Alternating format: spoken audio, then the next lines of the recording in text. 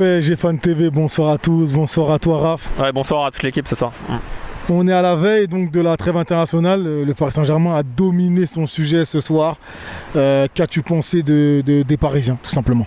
Franchement, ce soir, on a vu un gros PSG. Après, je commence à être un peu lassé des matchs sans public. En fait, là, on est devant le Parc des Princes. On a envie en fait de remettre les pieds à l'intérieur avec une ambiance bouillante.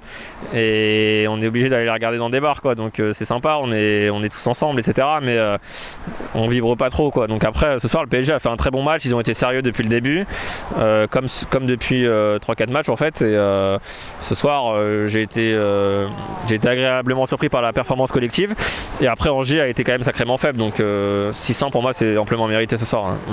Donc tu parles de prestations collectives. Donc le système aujourd'hui 4-4-2. Ouais. Donc voilà, avec Verratti dans le cœur du jeu, accompagné de Paredes.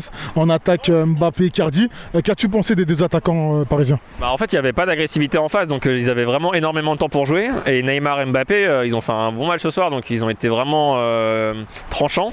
Et franchement, on a l'impression qu'ils s'enfonçaient comme dans du beurre, quoi. C'était un peu des plots en face. Donc avec la qualité technique de Neymar, il s'est régalé ce soir.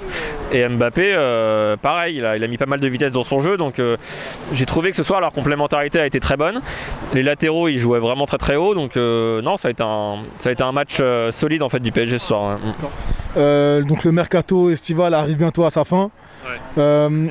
Quel est ton sentiment? Est-ce que tu penses qu'on a l'équipe pour aller toucher du doigt nos objectifs cette saison? Honnêtement, je pense pas, parce que si on regarde les départs en fait de Thiago Silva et Cavani, on s'est affaibli. Et puis l'année dernière, on avait quand même recruté Navas et Icardi dans le dernier jour, je crois, du mercato.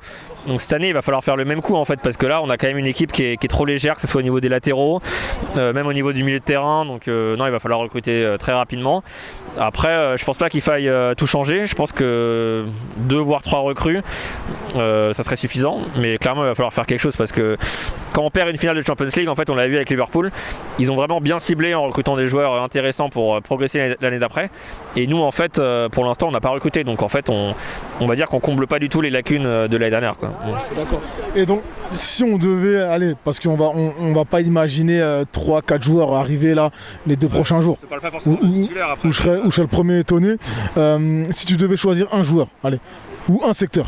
Je prendrais un attaquant en fait, parce que Icardi, si jamais il se blesse, il n'y a plus personne devant, donc je prendrais clairement un numéro 9. Au milieu, pour moi, on a pas mal de joueurs en termes de quantité. Peut-être qu'il manque un peu de qualité au milieu, mais globalement, je prendrais un attaquant, parce que si Icardi se blesse, il n'y a plus personne derrière. Merci à toi. Merci, et puis au prochain match dans 2 semaines. Salut.